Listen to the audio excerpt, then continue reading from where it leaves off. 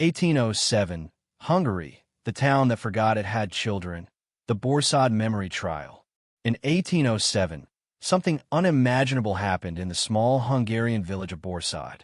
A place once alive with laughter and the patter of tiny feet became strangely quiet. Not just quiet, but as if the children themselves had vanished. Not just from sight, but from memory. People walked past houses and streets that once brimmed with life and spoke only of the adults, as though the youngest souls had never existed. Visitors who passed through felt it immediately. Doors hung open, smoke rising from chimneys, yet no small hands reached for theirs. No laughter echoed from behind windows. Even a marketplace fell hollow, the cheerful cries of merchants interrupted by a silence that seemed almost deliberate. A visitor's journal would later note, it was a town that had forgotten its own heartbeat. The villagers themselves were quiet about it. When outsiders asked about the children, the answers were vague, evasive. Some claimed they had all gone to relatives in neighboring towns. Others said they were taken by God, but the unease in their eyes betrayed a secret too heavy to speak. It wasn't just absence, it was a kind of erasure. Birth records seemed incomplete. Baptismal registers had blank spaces where names should have been. Even the children's clothes disappeared from wardrobes, their small shoes left under beds gathering dust. Each missing item whispered a story, a fragment of a life no one acknowledged. Locals began to notice patterns that made their hearts sink. The town's baker remembered delivering a loaf to a child who had never existed, or had he imagined it? The schoolmaster found empty benches every morning, yet the rolls listed names that no one could remember.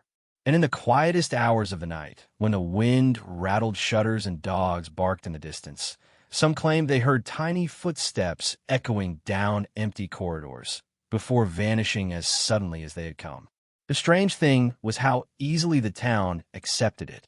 The adults carried on with their lives, tending fields, trading in markets, marrying and dying. Children had existed once. Maybe they had not.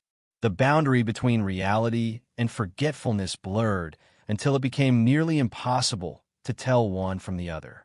Historians would later call it collective amnesia, a mental fog that enveloped the village. But for those living it, it was more than memory, it was guilt. The villagers were bound together by the unspoken truth. Something terrible had happened, and silence was the only shield against despair. One outsider, a traveling magistrate named Istvan Kovacs, arrived one spring morning. He noticed the absence immediately. The streets had no running children, no games, no cries. He visited homes and asked questions, but the answers were evasive, as if the villagers feared the very mention of young voices. Kovacs began keeping notes. Every blank look, every muttered excuse, every hesitation was recorded. He suspected that what the town tried to forget was more than just children. It was a crime buried deep within the heart of Borsod. Kovacs would later write, "A town can forget its past, but when the innocence of its youth is lost, the air itself seems to mourn." That mourning was palpable in every empty room, every abandoned swing, every forgotten lullaby. And in that silence, the first real question emerged. How could a town forget its own children? The children of Borsod did not leave in the usual ways. There were no frantic parents searching distant fields, no footprints leading to the forest, no rumors of them running off to neighboring towns. One morning, they were simply gone. Not in groups, not all at once, but slowly, like a candle burning down to nothing. A boy chasing a hoop vanished in the middle of the village square. A girl skipping rope in the courtyard disappeared while her mother called for her from the kitchen. It was subtle enough that at first, some villagers questioned their own eyes. But the disappearances continued. Day after day, the quiet grew heavier. Mothers claimed they had sent children on errands, only to find them never returned. Fathers whispered to one another at night, unsure if they were speaking of reality or fear. Even the village priest, who had baptized nearly every child in town, began to question his faith. How could such innocence simply dissolve into the air? Rumors spread like wildfire. though nobody dared to speak them openly. Some said the children had been taken by spirits angered by past sins. Others whispered of old debts owed to powers the town no longer understood. A few claimed the town itself was cursed, punished for forgetting what mattered most. And yet, the bravest or most desperate villagers searched for them, combing the forests and fields, knocking on neighbors' doors, only to find empty spaces where laughter had once lived. The very nature of the vanishing terrified those who remained. It was not violent, not loud. There were no screams, no signs of struggle. The children seemed to be erased, like chalk wiped from a blackboard. Parents could not even cry properly, as though their grief had been preemptively muted by the weight of collective denial. Days bled into weeks, and still no explanations emerged. By midsummer, the town's rhythm had changed entirely. Work continued in the fields, but there was a haunting emptiness in every task. Tools lay idle as hands trembled, meals went uneaten, and laughter became a memory. Adults avoided corners of the town where children once played. Every swing swaying gently in the wind, every tiny shoe left by a doorway, was a ghost of what had been. Even the animals seemed affected. Dogs refused to bark at empty streets. Horses skittered nervously at no apparent cause. A cat that had followed a child home now wandered aimlessly, mewing into a silence that gave even grown men chills. The natural world seemed to echo the town's collective amnesia. And yet, within the quiet, life continued. The adults carried on, bound together by fear and denial. They created a strange routine of ignoring the emptiness, pretending as though it were not there. But in the dead of night, whispers of the vanished children grew louder. Some claimed they heard small footsteps, the sound of a giggle just beyond their hearing, or the soft singing of a lullaby drifting through the wind. Each sound pierced the fragile veil of normalcy and reminded the villagers of what they had lost and what they feared remembering. It was this slow, creeping horror that would draw outside attention.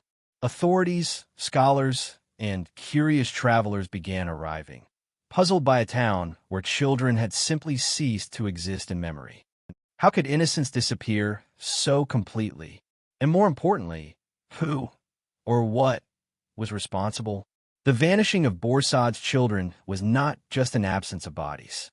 It was an absence of acknowledgement, of memory itself. And in that absence, the seeds of something far darker were beginning to grow. Even as the village tried to maintain its daily rhythm, whispers began to spread.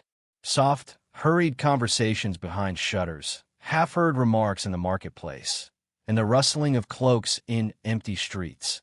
Borsod was alive with fear, even if its children were not.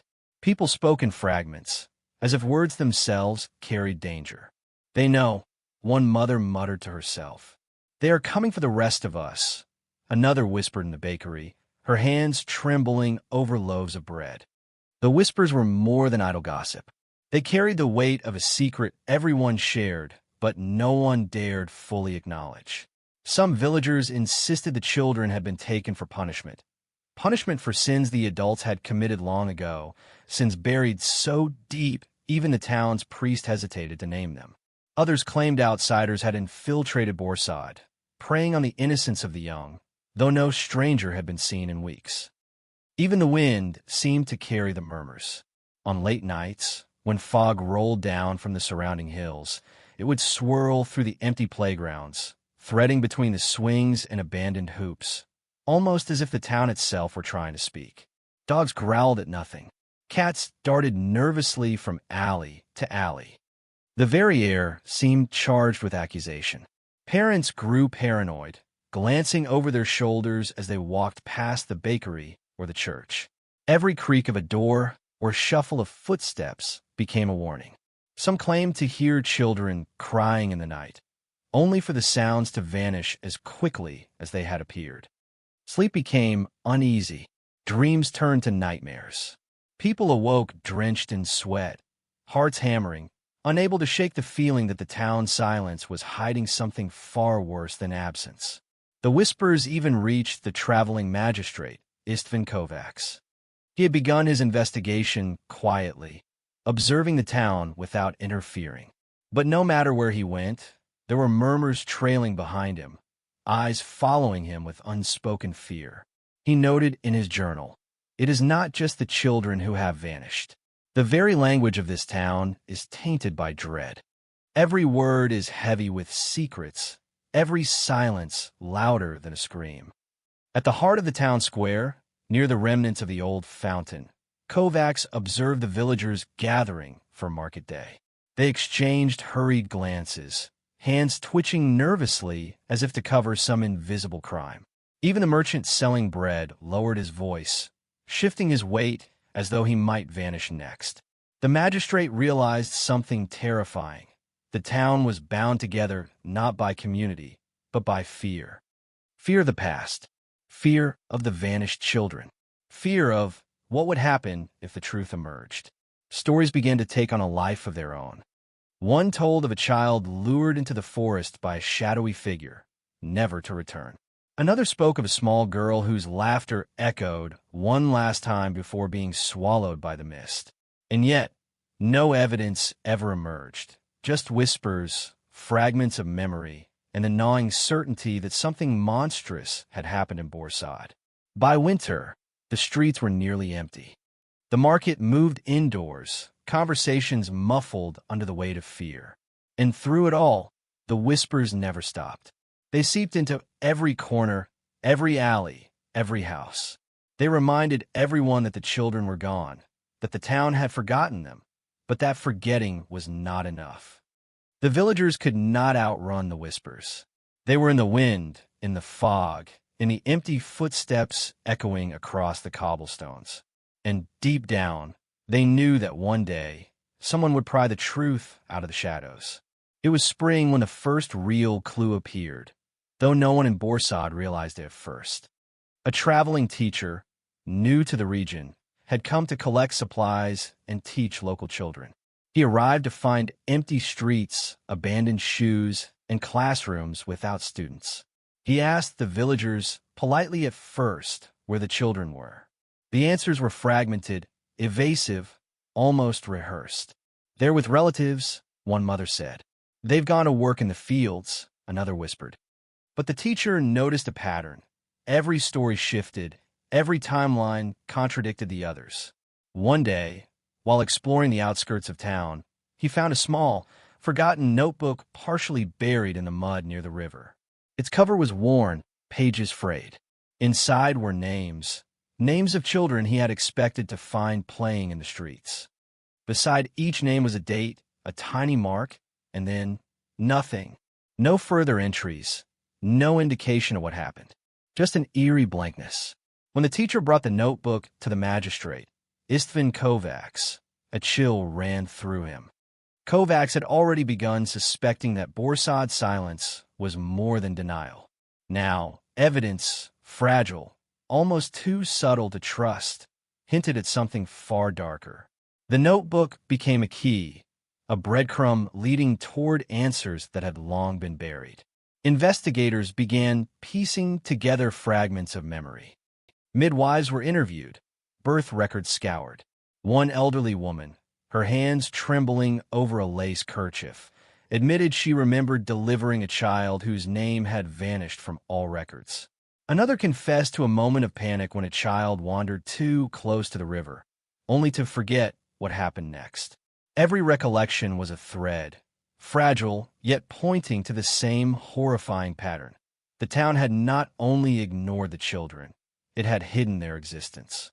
Even physical clues reinforced the mystery. Toys buried under hay in attics, small footprints frozen in mud, faint marks on walls where little hands had once pressed.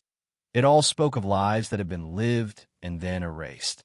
It was as if someone, or something, had meticulously scrubbed the town of its youngest souls, leaving only traces for those brave enough to notice. Kovacs began mapping the disappearances. Dates, locations, witness accounts. Slowly, a grim picture emerged. The children vanished during ordinary activities. A boy fetching water, a girl gathering firewood, siblings playing tag in the village square. No signs of struggle, No witnesses to violence. Just absence, sudden and inexplicable. And yet, each clue deepened the tension rather than resolving it. Every diary entry, every forgotten toy, every whispered confession suggested that the vanishings were deliberate, but by whom or why remained maddeningly unclear. The town was holding its breath, waiting for the inevitable revelation that seemed to hide behind its very walls. In the quiet of night, Kovacs could feel it, the weight of all those missing voices pressing against him. The clues were speaking, but their language was subtle, almost cruel. Each discovery was a promise. The truth was near, but it would demand a reckoning no one in Borsod might survive. And so the investigation began in earnest. Small, fragile hints were collected, memories coaxed from terrified villagers, fragments of evidence slowly assembling into the outlines of a grim puzzle. What emerged would not only shock Hungary, but haunt the idea of childhood, memory, and human conscience itself. In the center of Borsod, a small playground sat abandoned, its swings swaying gently in the wind. The paint on the wooden structures had long since peeled, revealing bare boards beneath. A seesaw leaned crookedly, rust eating at its hinges. This was once the heart of the village, where laughter rang out, small feet pounded the earth, and games stretched long into the evening. Now, it was a graveyard of innocence. Kovacs visited the playground one gray morning, snow melting in sluggish rivulets along the cobblestones. He noticed something peculiar. Tiny footprints pressed into the soft mud, as if children had run through only hours before, but the villagers insisted no children had been there. "The playground is empty," they said, almost nervously, brushing away his questions. Yet the evidence was undeniable. Footprints led to the swings, stopped abruptly, and then disappeared into nothing. Inside the nearby houses, remnants of childhood were scattered like forgotten prayers. A doll with a cracked porcelain face lay under a bed. A small pair of shoes, perfectly aligned, gathered dust in a corner. Kovacs could almost hear the echoes of giggles as he traced his fingers over the faded letters of a child's journal left in the attic. The words spoke of dreams, of games, of friendships, but all abruptly ended, as if erased mid-sentence. The villagers avoided the playground. Parents walked past without glancing at the swings. Children's shoes were tucked away, stashed out of sight, as if hiding from memory itself. One elderly man muttered to Kovacs, voice trembling, "We stopped going there after we lost them. It hurt too much to remember." Yet their silence only deepened the mystery. Why would the absence of children cause such fear? Why did the town collectively shun the spaces where youth had once thrived? Kovacs began documenting everything. Each swing, each footprint, each abandoned toy became part of a growing archive of evidence. The playground told a story the villagers refused to speak aloud. It was a story of sudden disappearance, of innocence erased not by time, but by human hands, or perhaps by something darker. Even a natural world seemed to mourn the lost children. Birds no longer nested in the old oak tree near the playground. The wind whispered through the swings with a haunting cadence. Leaves rustled in patterns that seemed deliberate, almost as if the earth itself remembered what the townspeople had forgotten. At night, some claimed to hear soft laughter carried on the wind, a fleeting reminder of what had been. Others swore they saw shadows moving among the swings, shapes too small to belong to the adults wandering nearby. Each report was dismissed quietly, but Kovacs noted them in his journal. The town's fear was palpable, a living force that seemed to resist every attempt at truth. The forgotten playground was more than a playground. It was a monument to absence, a tangible reminder that Borsod's children had been erased. And as Kovacs walked among the swings and seesaws, he realized something chilling. The very heart of the town had been hollowed out. Every empty bench, every silent corner, every abandoned toy was a testament to the vanishing, and to the secret that the villagers were too afraid to confront. For Kovacs, the playground was a key. It spoke of lives lived, lost, and remembered only in traces. And as he traced the footprints fading into mud, he felt the first real weight of a question that would define the investigation. What horror had compelled a town to forget its own children? Borsod's tragedy was not only the disappearance of children, it was the unraveling of families. Parents who once held tiny hands and whispered lullabies now faced an impossible void. Mothers wandered through empty rooms, clutching blankets their children had slept under, rocking nothing in their arms. Fathers stared at silent streets, haunted by imagined laughter that would never return. The rhythm of daily life became erratic, each heartbeat a painful reminder of absence. Some families tried to fill the gaps. New children were born, yet the town's shadow lingered, thick and unyielding. Parents looked into the eyes of their infants and saw the ghosts of the ones who were gone. Every smile, every coo, every tiny grasping hand reminded them of what had vanished. Even celebrations, birthdays, christenings, felt hollow, as if the missing voices had drained the joy from the air. Grief transformed into guilt. Mothers whispered that they should have watched more closely, that some unseen negligence had allowed the disappearances to happen. Fathers carried a heavier burden, blaming themselves for being too busy in the fields, too distracted by trade. The communal denial only deepened the suffering. Families were forced to carry the secret collectively, bound by a shared inability to acknowledge the full scope of the loss. Kovacs observed these households carefully. One woman, her hair streaked with gray, confessed to him in a whisper, "Sometimes I imagine they are here, hiding in plain sight. I talk to them, even though no one else can see." Her words were both haunting and heartbreaking, a reflection of the town's fractured memory. The village, once lively with chatter and play, now hummed with quiet despair. Houses grew darker, rooms unused, hallways empty. Even meals at communal tables were subdued. Parents rarely spoke of the missing children. When they did, it was in hushed tones, almost as if speaking aloud could summon the disappearance again. Extended families felt the strain too. Grandparents who had doted on grandchildren now wandered, lost in gardens that had once been filled with the sound of play. Siblings searched for invisible companions, sometimes imagining games that never truly existed. The absence of children echoed through generations, a silence that seemed to stretch backward as well as forward. Kovacs documented each story meticulously. Every mother's lament, every father's glance, every hesitant confession was pieced together to form a picture of profound human loss. The town's amnesia was not just a mystery. It was a wound, festering quietly beneath the surface. Even the strongest villagers cracked. A father, once stoic and respected, was found weeping by the river, muttering names no one could remember. A mother refused to leave her home for days, staring at the doorway as if expecting children to appear. The disappearances had done more than empty homes. They had fractured hearts, leaving behind hollow shells struggling to endure. Families were no longer simply units of love and support. They had become monuments to grief. Each household told a story of absence, denial, and unbearable longing. The children may have vanished, but the pain of their loss remained, etched into every face, every gesture, every shadow of Borsod. And in that shattered silence, Kovacs realized the stakes had grown even higher. To uncover the truth about the children was not just a matter of justice. It was a matter of healing the town itself, if such a thing were still possible. By late 1807, the disappearances had drawn attention far beyond Borsod.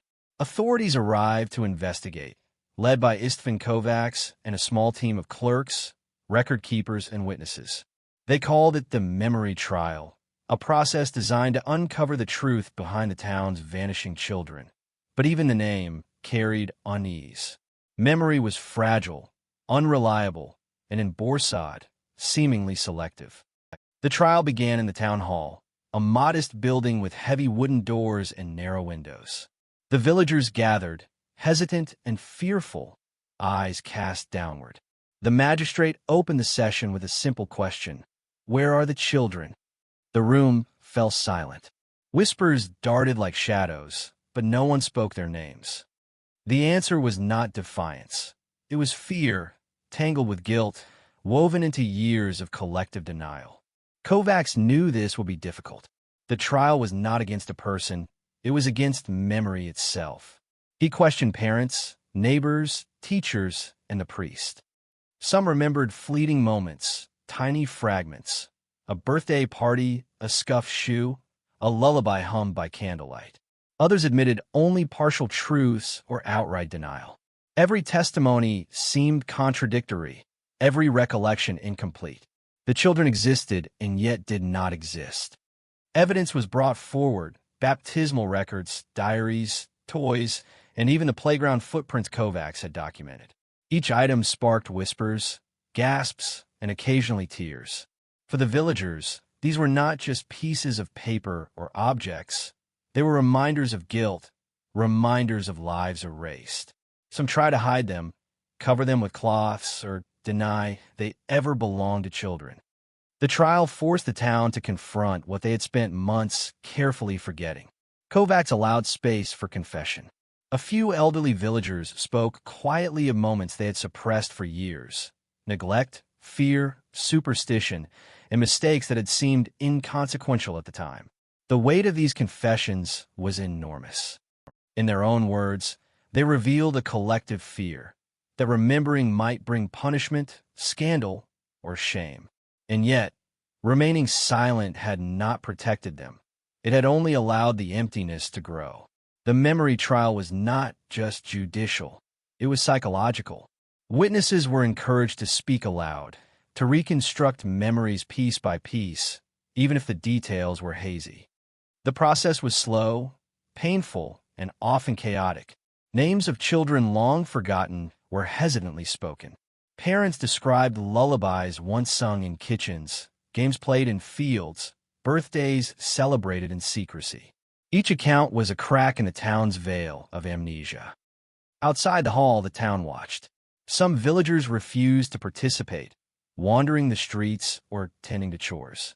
But even they could not escape the trial. Each testimony, each recovered memory, pushed the town further toward acknowledgement. Silence was no longer safe. By the trial's end, a patchwork of stories had emerged. Not all questions were answered. Some children's fates remained mysterious. Yet for the first time, Borsod faced the truth. They could not forget the children entirely. Memory, fragile and flawed, had begun to seep back into the town's consciousness. The memory trial had begun as an investigation of absence. By its conclusion, it became a reckoning, a confrontation with guilt, grief, and the consequences of collective denial. Borsod would never be the same. The echoes of missing laughter, of vanished footsteps, and forgotten lullabies lingered, haunting every corner of the village. As the memory trial unfolded, it became clear that something deeper had shaped the town's collective amnesia. Beneath the fear and grief, hidden motives lurked, threads of greed, superstition, and self-preservation that had guided the villagers' actions. Some families had quietly benefited from the disappearances. Property lines shifted when children vanished. Inheritances were altered, wealth consolidated. One wealthy merchant had gained control over several plots of land previously claimed by families whose children were now forgotten. The magistrate's records hinted at subtle manipulations. Contracts altered, records changed, favors granted in exchange for silence. Greed, buried beneath layers of shame and fear, had quietly fueled part of the tragedy. Superstition played its part as well. Some villagers believed the disappearances were punishment for past sins. Others feared that acknowledging the children's absence would invite divine wrath. Prayers were whispered, charms hidden beneath floors, protective rituals enacted at night, all designed to keep the town from remembering too much. Fear of the supernatural intertwined with fear of human scrutiny, creating a dangerous cocktail that reinforced silence. Even loyalty and shame contributed. Families conspired to protect one another, agreeing silently never to speak of what had occurred. To admit knowledge of the vanished children was to accuse a neighbor, to betray a friend. It was easier to pretend nothing had happened than to risk ostracism or retribution. Borsod became a town not of community, but of fragile, fearful alliances built on secrecy. Kovacs and his team began to untangle these hidden motives with care. Witnesses revealed grudges that had simmered for years, jealousies, disputes, and resentments that may have influenced who remembered what. The town's silence was not merely fear. It was calculated, sustained, and reinforced by generations of small, private compromises. Each confession added a layer to the puzzle, revealing how human frailty had compounded the tragedy. Even the church was implicated. The priest, once a figure of comfort, had quietly encouraged forgetfulness, suggesting that some events were better left unremembered. He warned families against dwelling on the children's absence, claiming it was God's will. But the magistrate noted that such spiritual guidance had only strengthened the town's collective denial. By the end of the investigation, the picture was unsettlingly clear. Borsod's forgotten children were not simply a result of accident or misfortune. They had vanished amid a web of human choices: fear, greed, superstition, and silence. Every adult who failed to speak, every parent who rationalized absence, every neighbor who looked away had played a part. The town's amnesia had been intentional, a collective coping mechanism that became a self-perpetuating cycle. The hidden motives were not just historical curiosities, they were a warning. In Borsod, silence had become deadly. Ignoring the truth had allowed evil, whether human or supernatural, to thrive. And as Kovacs pieced together these motives, he realized that uncovering the past was not enough. The town had to confront the moral consequences of its choices, or the echoes of the vanished children would haunt them forever. After months of investigation, the truth finally began to surface, though it was far darker than anyone could have imagined. The disappearances were not random. The children had been deliberately taken, one, by a small group of villagers who believed they were acting for the greater good. They claimed it was a form of protection, a way to shield the children from a supposed curse that had haunted Borsod for generations. But the so-called protection was cruel, absolute, and irreversible. Kovacs uncovered hidden chambers beneath several houses, small, cramped spaces where children had been kept. There were no signs of torture, yet the conditions were unimaginable. Hunger, cold, and fear were constant companions. Some children had vanished entirely, while others had been removed so secretly that even their families never realized what had happened. The notebooks, diaries, and fragmented memories suddenly made sense. They were traces of lives deliberately erased. The town's silence, the whispered confessions, the collective amnesia, all were part of a carefully constructed cover-up. Villagers who had taken part in hiding the children had enforced secrecy with threats, fear, and manipulation. Even the priest had turned a blind eye, rationalizing that confronting the horror would bring moral collapse. Borsod had become a town of complicity, where every adult bore some weight of guilt, and every act of forgetfulness was a shield against despair. Kovacs documented the discoveries meticulously. He wrote of the chambers, the missing children, and the lives that had been quietly stolen. His notes were detailed and clinical, yet beneath them ran the tremor of horror and disbelief. He recorded the testimonies of parents who, when finally told the truth, collapsed in grief. Some wailed into the snow. Others sat silently, staring into nothing, unable to process the magnitude of betrayal. Even decades later, the revelation would haunt historians. How could a community conspire against its own youth? How could fear and superstition justify erasing the future of an entire generation? Borsod had done more than forget. It had betrayed its most vulnerable, and the emotional scars left behind would never heal completely. Yet in the midst of horror, a small thread of humanity persisted. A few villagers, once complicit, confessed publicly, willing to face disgrace and guilt to at least acknowledge the children. Parents sought to memorialize the lost lives, erecting small crosses and planting trees where playgrounds had once been. The town began the slow, painful process of remembering, knowing full well that acknowledgement could never replace what had been lost. The haunting revelation reshaped Borsod forever. The village, once marked by erasure, began to confront its own darkness. Memory, fragile and frail, returned not as comfort but as responsibility. The vanished children became a permanent echo in the town's conscience, a reminder that silence and denial carry a price heavier than any single act of wrongdoing. And for Kovacs, the lesson was clear. Justice was not only about uncovering facts. It was about restoring memory, naming what had been hidden, and forcing humanity to reckon with the consequences of its choices. Long after the memory trial concluded, Borsod was never the same.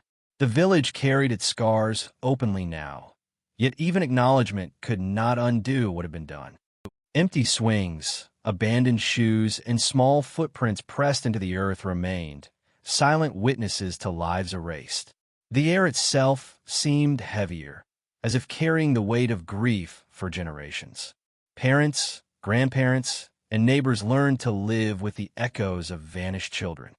Some told stories aloud for the first time, hoping to preserve memory against the fragility of forgetfulness. Others planted gardens and trees, small monuments for lives no one could fully remember. Yet every smile of a surviving child, every laugh in the streets, was tempered by the shadow of absence. The town had learned, painfully, that innocence once lost could never be fully regained. Even years later, travelers passing through Borsod sensed the tension, the quiet watchfulness in every glance, the hushed tones of conversation. The village bore a reputation, a town that had forgotten its children and then remembered too late. Historians recorded the events meticulously, chronicling the vanishings, the trial, and the revelations. The story spread across Hungary, becoming a cautionary tale about fear, secrecy, and the moral cost of silence. Yet Borsod tragedy was more than history. It was a human lesson. The memory trial had shown that collective denial could erase reality itself. Greed, superstition, fear, and shame had intertwined to hide the truth, but eventually memory, fragile, painful, unyielding, broke through. The town had paid a heavy price, and the echoes of the lost children ensured that no generation could forget entirely. In the evenings, when the wind rustled through the hollow streets, some claimed they could hear faint laughter. Not the cruel echoes of the past, but soft, fleeting reminders of life that had once existed. And in those moments, Borsod remembered itself, not as a town defined by silence, but as a village forced to confront the consequences of forgetting. The story of Borsod endures as a chilling reminder. Memory is a fragile thing, and innocence lost cannot simply be replaced. Communities are defined not only by the lives they protect, but by the truths they choose to acknowledge. And even centuries later, the children of Borsod remain in the shadows of history, their absence a haunting testament to what happens when a town forgets its most precious voices.